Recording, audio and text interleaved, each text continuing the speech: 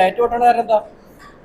Diet ഓട്ട salad മാത്രം ആദ്യം കഴിച്ചുള്ളൂ. നനങ്ങാണ്ടിരിക്കാന്ന് വെച്ചാൽ ഫുഡ് ഒരു രക്ഷയില്ല, സൂപ്പറാ. ഒരു രക്ഷയില്ലാത്ത ഇഫ്താർ പ്ലേറ്റർ കേട്ടോ. എന്തൊക്കെയാ സാധനങ്ങൾ ഉള്ളത് നോക്കിയാൽ എണ്ണിയാ തീരില്ല, അത്രക്കും സാധനങ്ങളുണ്ട് അതിലെ. വെള്ളം, ഈത്തപ്പഴം, ജ്യൂസ്, തരിക്കഞ്ഞി, കട്ട് ഫ്രൂട്ട്സ്, സ്നാക്സ്.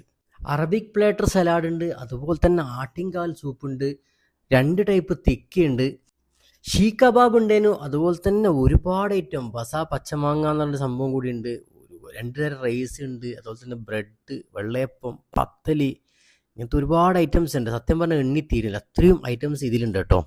അവസാന ഒരു ഐറ്റം അതിനെ വെടിച്ചില്ല ഐറ്റം കേട്ടോ, ബീഫ് റിബ്സ് മന്തി, അതുപോലെ തന്നെ മദ്ഫൂൻ ചിക്കൻ മന്തിയും.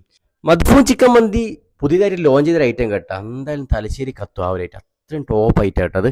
പ്ലേറ്ററിൽ ഇഷ്ടംപോലെ ഐറ്റം ഉണ്ട്, പറഞ്ഞാൽ തീരൂല. ഞാൻ ഡിസ്ക്രിപ്ഷനിൽ കൊടുക്കുന്നില്ല, അത്രയും ഐറ്റംസ് ഉണ്ട് കേട്ടോ അതിൽ. ഒരു രക്ഷയില്ല കേട്ടാ. എന്തെങ്കിലും കുറച്ച് നിന്നിട്ട് പോവാന്ന് ചോദിച്ചു, പക്ഷെ ഇതെല്ലാം കൊണ്ടുവച്ചാ പിന്നെ എങ്ങനെ തിന്നാണ്ടേക്ക.